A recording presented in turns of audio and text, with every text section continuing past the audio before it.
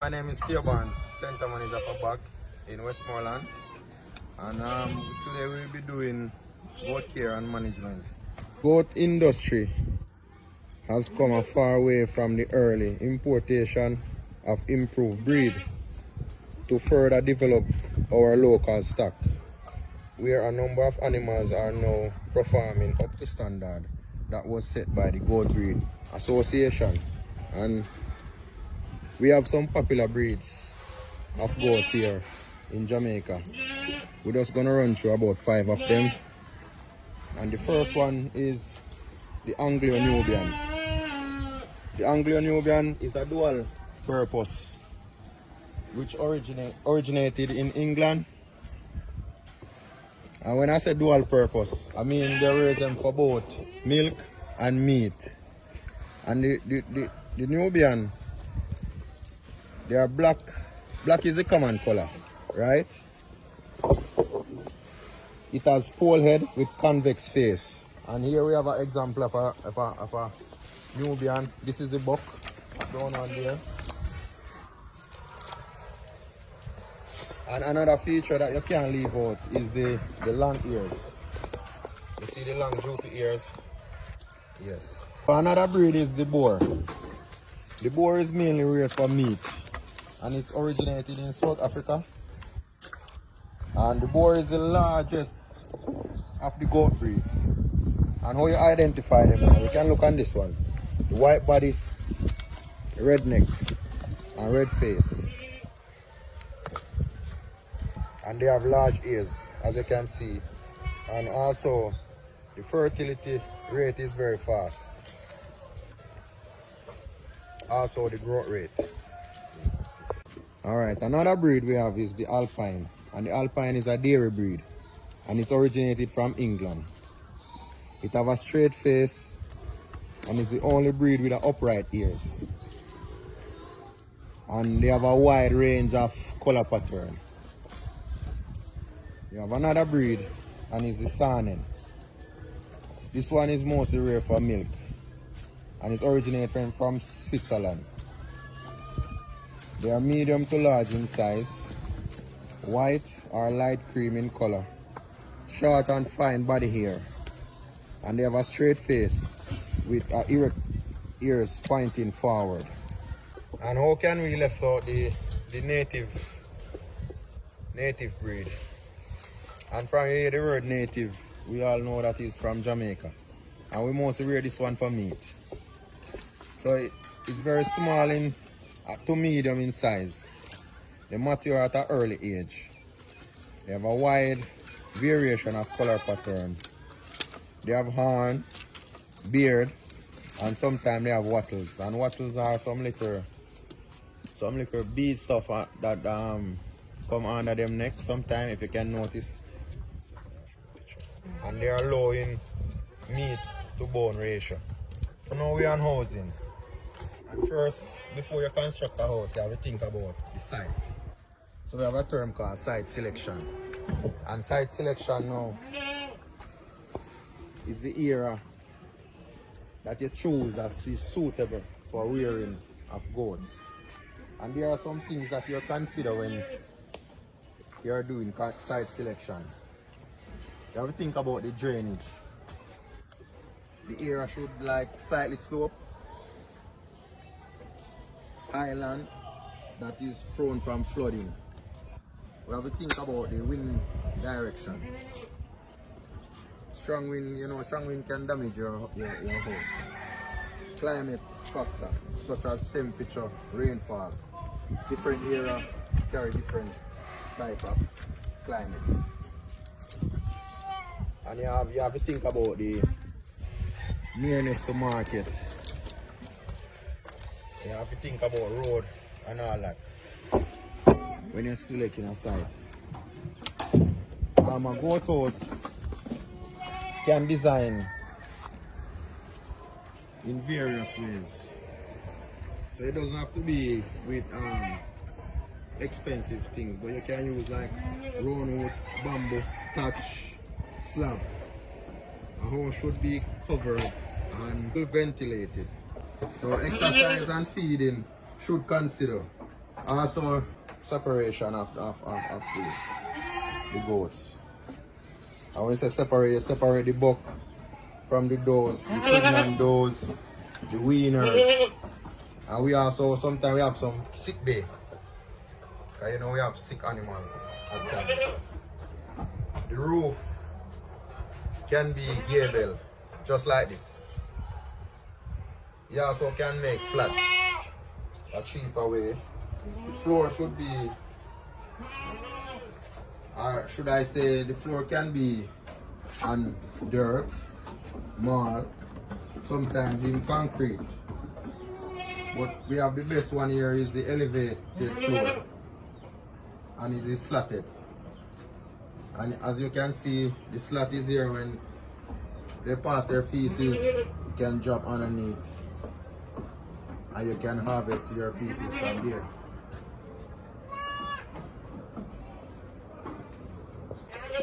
Also, we can include the feed trough, and you have to have water. So the feed trough is where you give them the feed.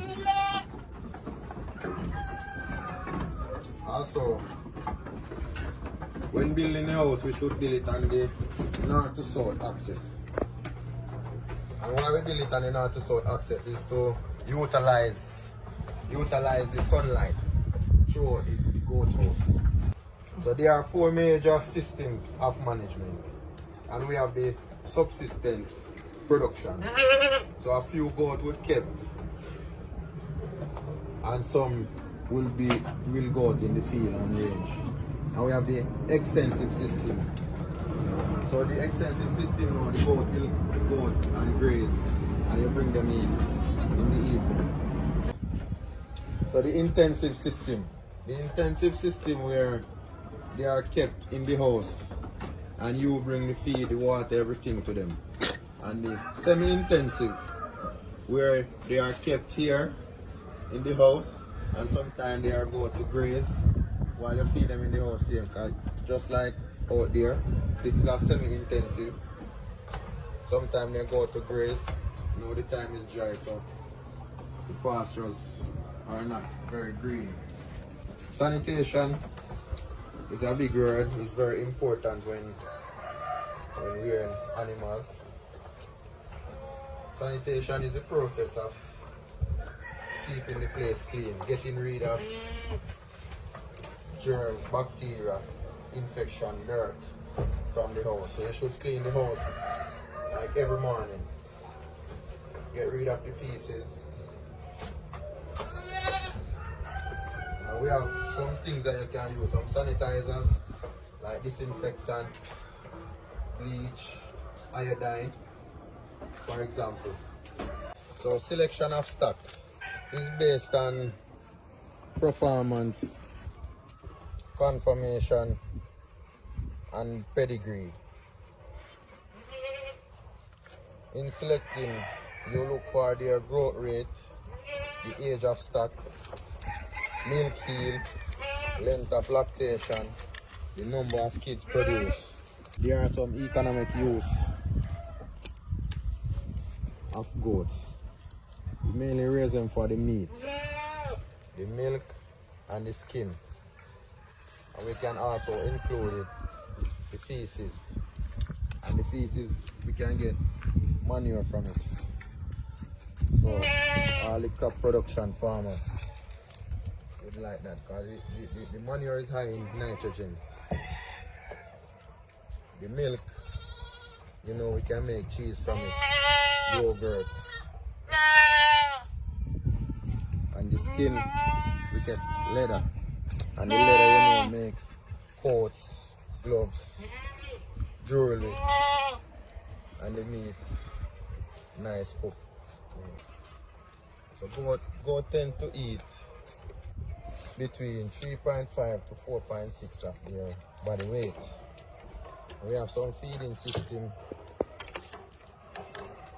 Practical feeding system of goat can be grouped into 3 types: free grazing and no supplementary feeding, limited grazing and supplementary feeding, confinement feeding with no grazing.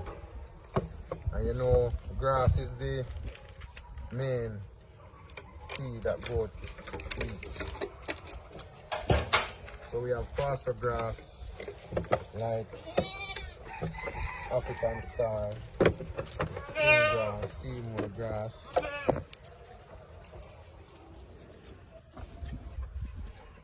They can eat forages and also hay.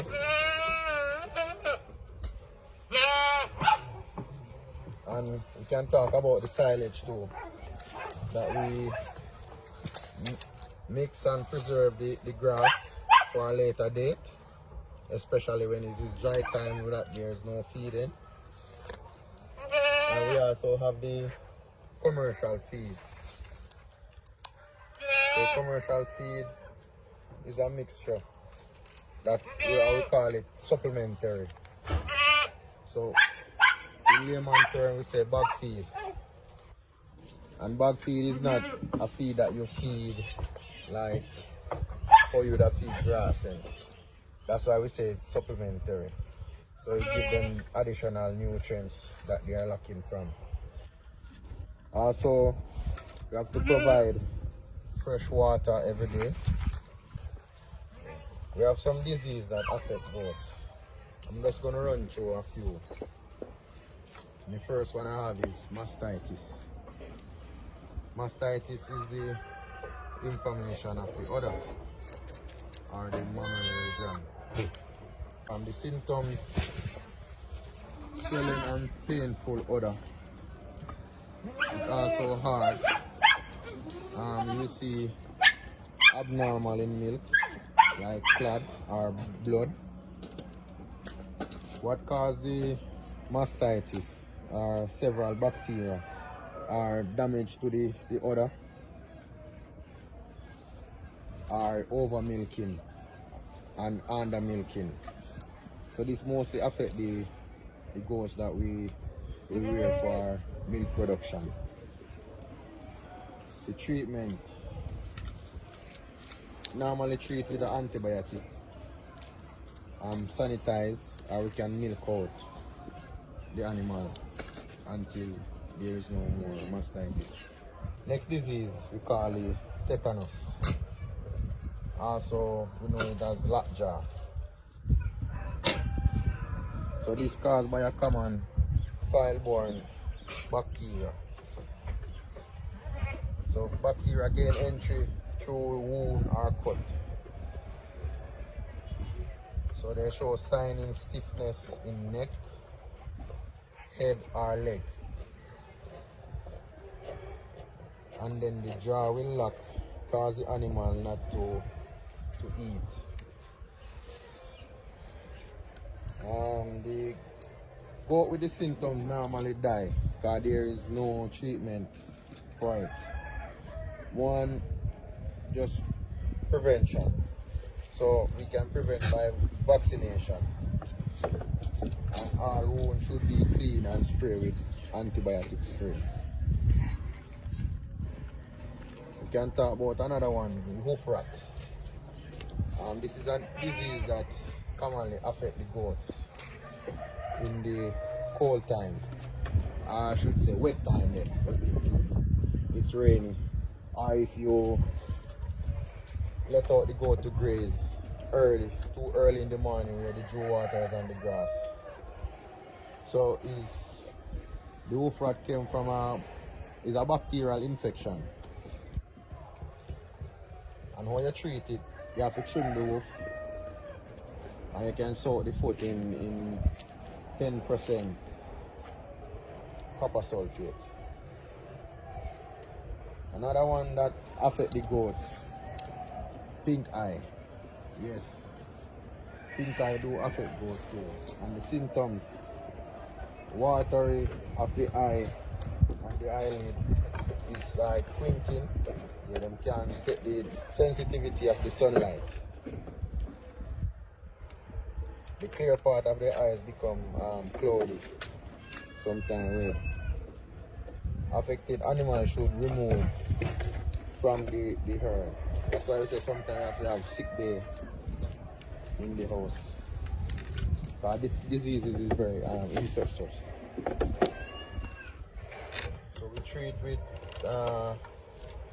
antibiotic eye ointment. And another disease that we have is the milk fever.